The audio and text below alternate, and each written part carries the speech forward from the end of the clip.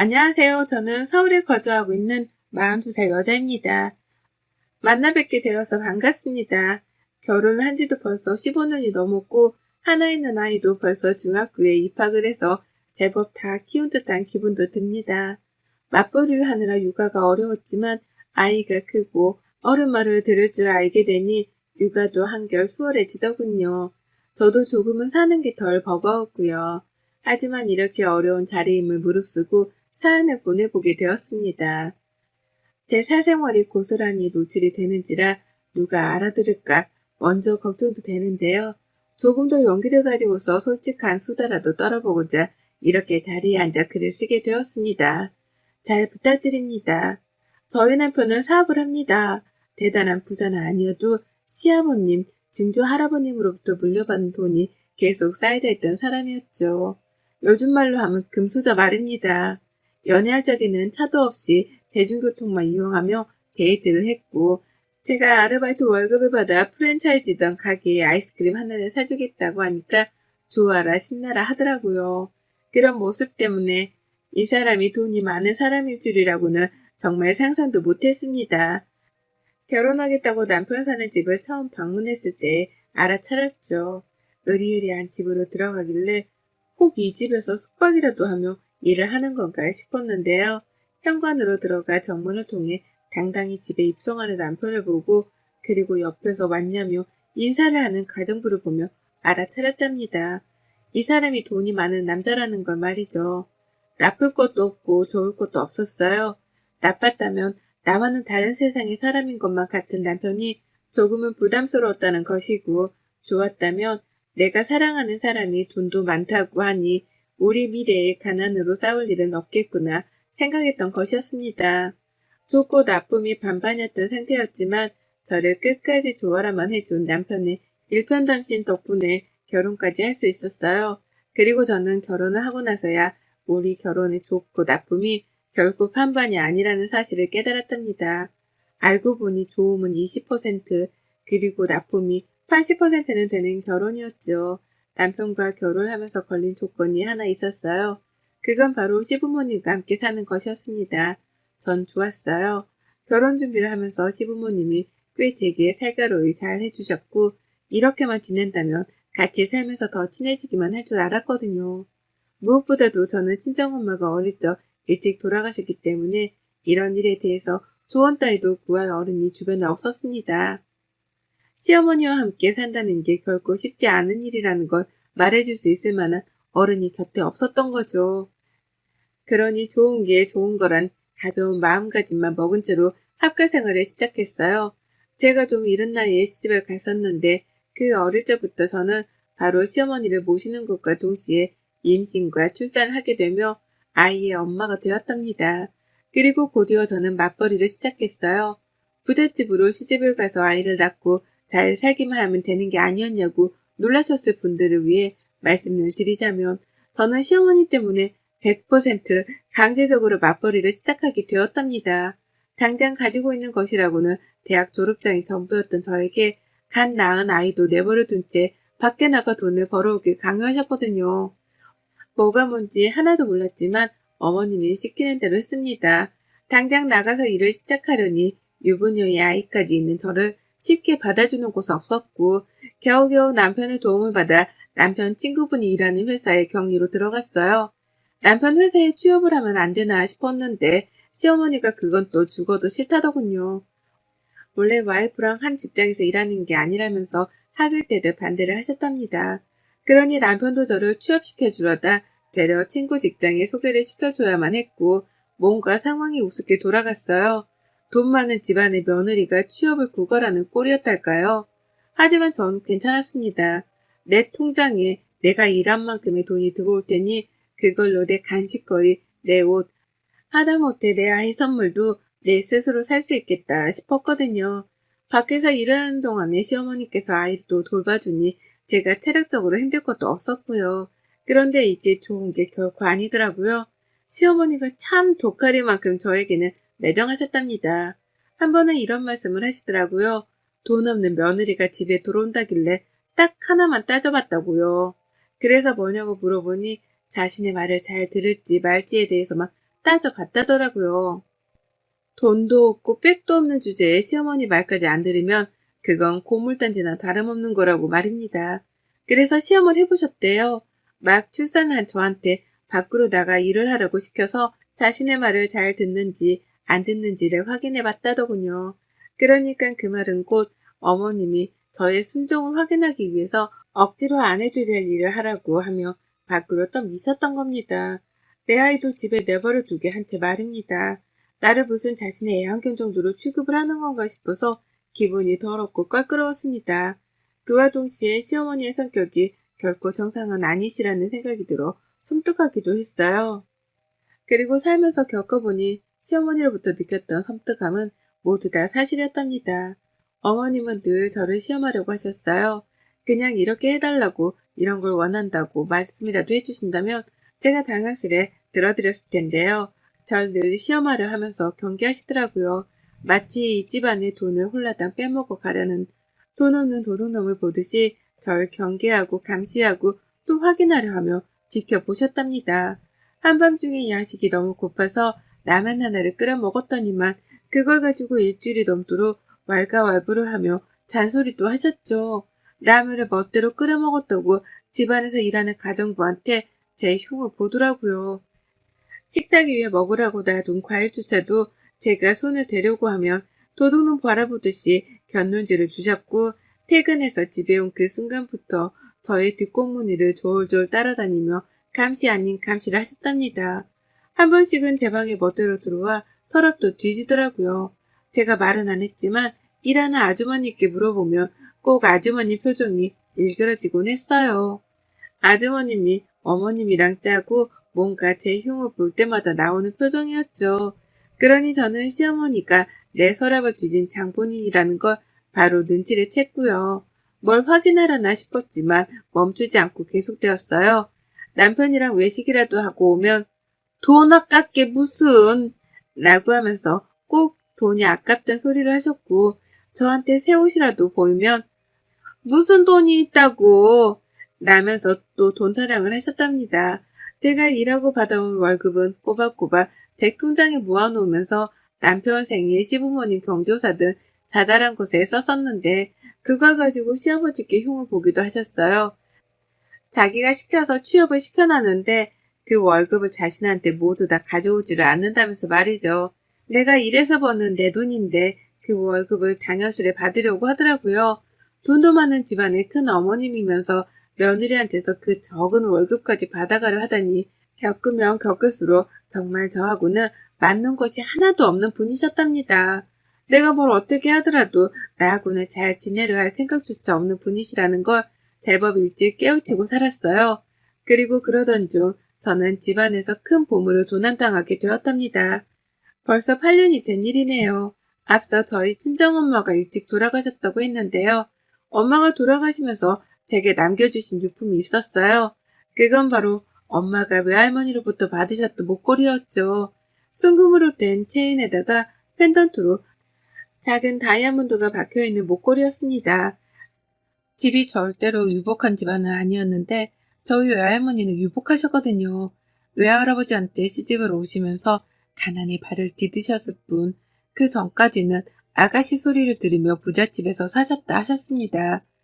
그때 할머니가 시집을 가면서 증조부님께 선물로 받은 목걸이라고 엄마가 말씀을 해주셨어요. 그게 저희 할머니 그리고 엄마한테는 가장 비싸고 예쁘고 값진 귀중품이었고 엄마는 그걸 하나뿐인 딸이던 저에게 물려주신 것이었어요. 저는 당연히 아깝고 다를까봐 무서워 목에 매달아 본 적도 없이 보석함에만 넣어두고만 살았고요. 시집을 오면서는 시댁에 들고 오긴 했는데 시어머니 하는 짓이 너무 무섭고 걱정이 되어 깊숙한 곳에 숨겨놨답니다. 안방 안에서도 저 혼자만 알 수 있는 안방 침대 매트리스 속에 말이죠. 안방 청소 자체를 하지 말아달라고 아주머님께도 부탁을 드려놨기 때문에 저 아니고서는 남의 침대 매트리스를 들어 올리면서까지 수색을 할 사람은 집안에 아무도 없었답니다. 그런데요, 그게 사라졌어요. 8년 전 딱 이맘때에 말이죠. 야근을 하고 집에 왔는데 저를 빼놓고 시어머니가 남편이랑 아이를 데리고 외식을 하러 나가셨더라고요. 당시 시아버지는 이미 돌아가신 후였는데요. 집안에 혼자 있고 우쩍한 것이 뭔가 기분이 그리 썩 좋지 못하던 와중에 침대 매트리스를 들쳐 올렸습니다. 그냥 그러고 싶었고 오랜만에 엄마가 남긴 유품 구경하며 엄마 생각이나 하려고 목걸이를 찾는데 아무것도 없는 광경에 간이 떨어져 버렸네요. 난리도 아니었어요. 그게 값으로 따지면 8년 전 800만 원 정도가 되는 거였거든요. 비싸고 귀한 걸 아니까 저도 함부로 메고 다니지 못했던 목걸이였어요. 근데 그게 없어진 겁니다. 난리도 그런 난리가 없었습니다. 저는 집 나간 남편을 찾고 목걸이가 없어졌다고 온 집안을 헤집고 다녔어요. 그 큰 집을 남편이 올 때까지 혼자 뒤지고 삭히고 해가면서 난리도 아니었죠. 하지만 며칠에 걸쳐 찾으려 했던 엄마 목걸이는 결국 찾지를 못했고 그렇게 8년이 지났습니다. 저는 이미 경찰에 신고도 했었고 저희 아이한테도 묻고 일하는 직원한테도 조사를 하고 혹여나 도둑이 들었나 싶어 근처 집안의 CCTV도 뒤져가면서까지 찾으려 노력했어요. 하지만 결국 아무것도 건진 게 없었습니다. 정말 아무것도 찾지를 못했어요. 신고를 하고 어디서 나올까 싶어 고물상도 뒤지고 별별 짓을 다 했어도 건지지 못했어요.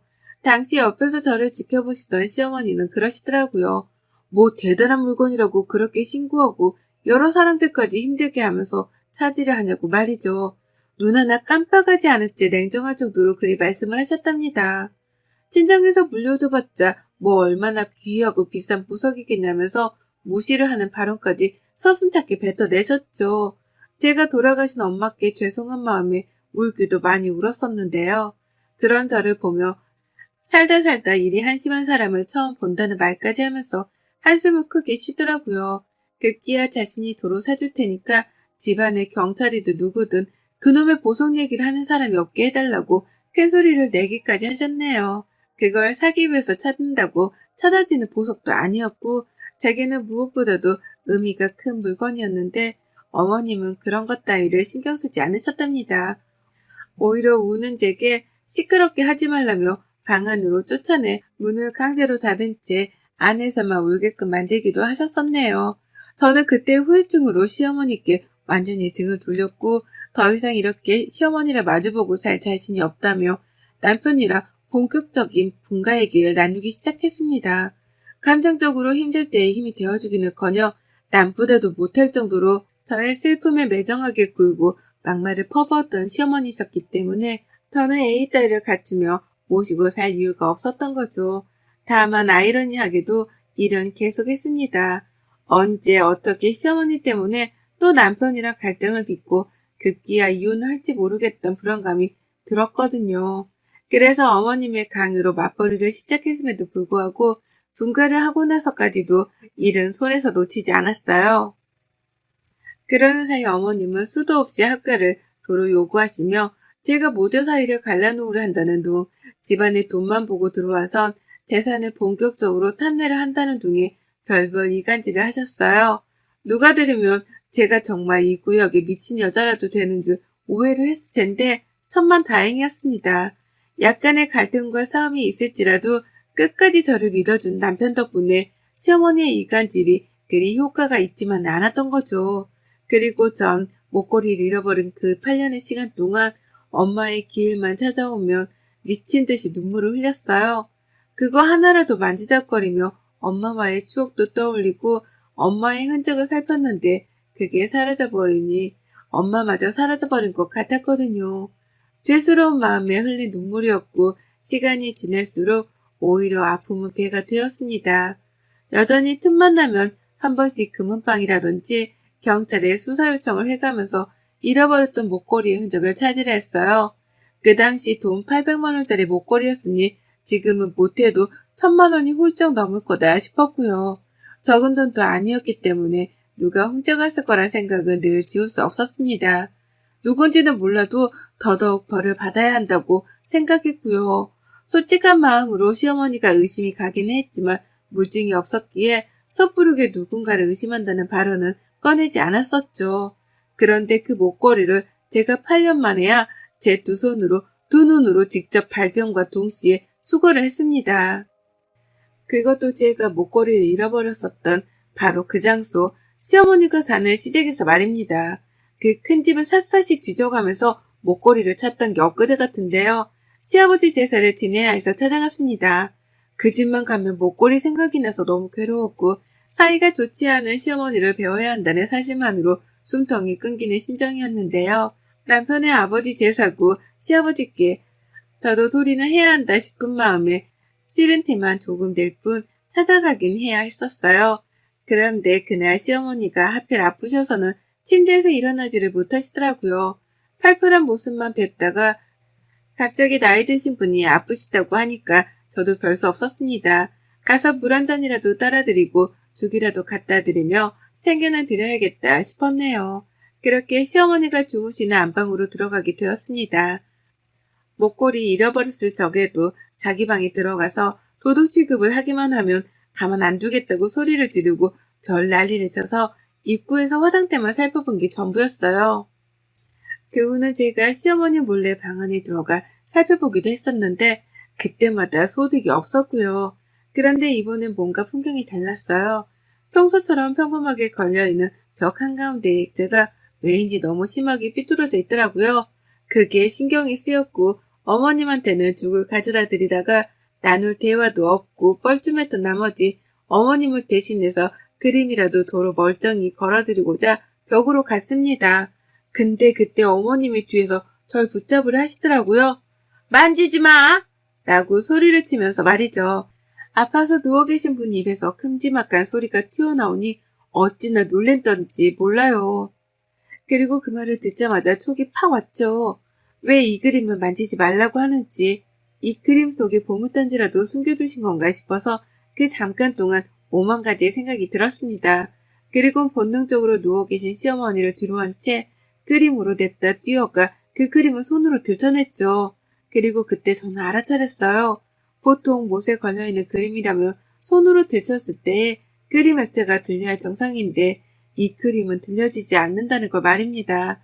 그리고 나서 그림을 똑바로 걸어놓고서는 살며시 왼쪽으로 오른쪽으로 들춰내 보려고 하니 그제서야 그림이 들리더라고요.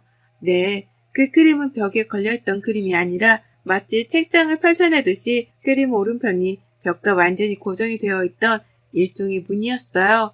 쿵쾅거리는 가슴을 뒤로 한 채 주저앉고 문을 열었습니다. 그 안에 누가 봐도 금고로 보이는 철문이 나왔고 저는 남편의 이름을 미친 듯이 불러가면서 문을 따르고만 했어요. 뒤에서 시어머니는 아픈 몸을 이끌고 저를 말리고자 침대에서 일어나기까지 하셨으나 노인네 힘이 저보다 셀 리는 없었습니다. 저는 그림 속 금고 앞에 서서 자리를 지켰고 제 외침에 달려온 남편조차도 금고의 존재를 미처 몰랐었는지 시어머니와 금고를 번갈아 보면서 어쩔 줄 몰라 했어요. 이게 도대체 뭐냐고 어떻게 발견을 한 거냐면서 질문을 막 던져내더니만 결국 시어머니께 직접 비밀번호까지 물어봤죠. 남편도 예상을 했던 겁니다. 금고 속에 내가 도난을 당했었던 그 목걸이가 있을지도 모른다는 예상을 말입니다. 시어머니는 필사적으로 비밀번호를 알려주지 않으려고만 하셨지만 저는 필사적으로 그 문을 열겠다며 급기야 집안에서 망치까지 찾아와서는 그 문을 두드려댔어요. 정말 공장바닥이 따로 없었습니다. 망치의 벽 망가지는 소리가 너무나 요란스러웠고 시어머니는 이제라도 겁이 나는지 그러지 말라고 벌써부터 옆에서 싹싹 빌더라고요. 보통 같으면 제가 왜 그러냐면서 제 흉만 보셨을 뿐인데 웬일로 저를 타이르라는 듯 말려가면서 금고를 사수하려 한 겁니다. 하지만 곧 그 금고문을 열렸어요. 어떻게 열었냐고요? 저희 애가 들어와서는 비밀번호를 눌러보라 하더라고요. 그래서 남편이 별 생각 없이 시어머니 생년월일 6자리 수를 눌렀는데 실패를 했고 그 후 바로 자기 생년월일 6자리 수를 눌렀는데 또 실패를 했습니다. 그래서 제가 혹여나하는 마음에 남편 생일로만 4자릿수를 눌렀는데요. 문이 열리더라고요. 그리고 그 안에는 누가 봐도 내 엄마 목걸이만 들어있던 보석함으로 추정이 되는 시뻘건 벨벳의 보석 상자가 있었답니다. 그걸 동시에 발견한 남편과 저는 누가 먼저라 할 것도 없이 보석함을 끄집어냈고 저는 그 속에 든 우리 엄마 목걸이를 8년 만에 다시 발견해내며 꺼이꺼이 울었어요. 이게 왜 여기 있어? 여기 있었는데 그것도 모르고 사방팔방을 찾아다니며 죄책감이 살았네. 엄마! 라면서 쉬지도 않고 울다가 숨이 넘어가는 줄 알았습니다. 남편은 미안함에 몸둘 바를 몰라하며 시어머니 노려봤고 아파서 누워있다가 저에게 매달리며 금고를 사수하려 한 시어머니는 벌써 도망을 나가고 안 계셨어요. 저는 한참을 더 울고 목걸이를 끌어안다가 남편이랑 시아버지 제사도 안 지는 채로 집을 나섰고요. 다음날 바로 경찰에 신고를 했습니다. 8년 전 도난 신고를 했던 그 물건을 도로 찾았다고 도둑년을 어떻게 처벌할 수 있냐면서 말이죠. 아쉽게도 절도죄로 시어머니를 처벌시킬 수는 없었습니다. 이게 유효기간이 있는데 8년이면 그 유효기간을 넘겼다더라고요. 내 귀한 물건을 훔친 장본인을 주인이 벌 주려 하는데 유효기간이 있다고 하는 사실에 화가 치밀어 올랐어요. 하지만 별 수 없다 싶었고 그럼에도 불구하고 어머님을 벌주겠다 결심했답니다. 그래서 다른 거 필요 없이 경찰분께 저희 시어머니를 경찰서로 불러만 달라 애원했어요. 절도된 목걸이를 찾았는데 서로 나와주셔야겠다는 그 한마디만 말이죠. 제가 꼭 한 번씩 경찰서에 찾아와 그 목걸이의 행방을 묻고 찾고 다녔는지라 이 서안에서는 저를 모르는 사람이 없었습니다. 그래서인지 경찰분도 저를 너무 딱하게 바라봐 주시면서 응해주시더라고요. 그냥 단순히 목걸이를 찾았고 서로 놔달라는 말만 해주신 거죠. 그리고 이내 시어머니께서는 버선발로 서에 뛰어오셨어요. 자신을 잡아가기라도 하는 줄 아시는 건지 돌아오자마자 저 멀리 서 있던 저를 발견하고서는 저한테로 곧장 달려오시더라고요. 합의금으로 주려고 하신 건지 가방 안에는 현금 다발까지 챙겨져 있었고 어머님은 밑도 끝도 없이 그 현금들을 건네시며 애원을 하셨습니다. 훔치려고 한 게 아니라 자신이 집안에서 발견을 했는데 누가 가져갈까 싶어서 고이고이 보관을 해놓은 거라고 변명을 하시면서요.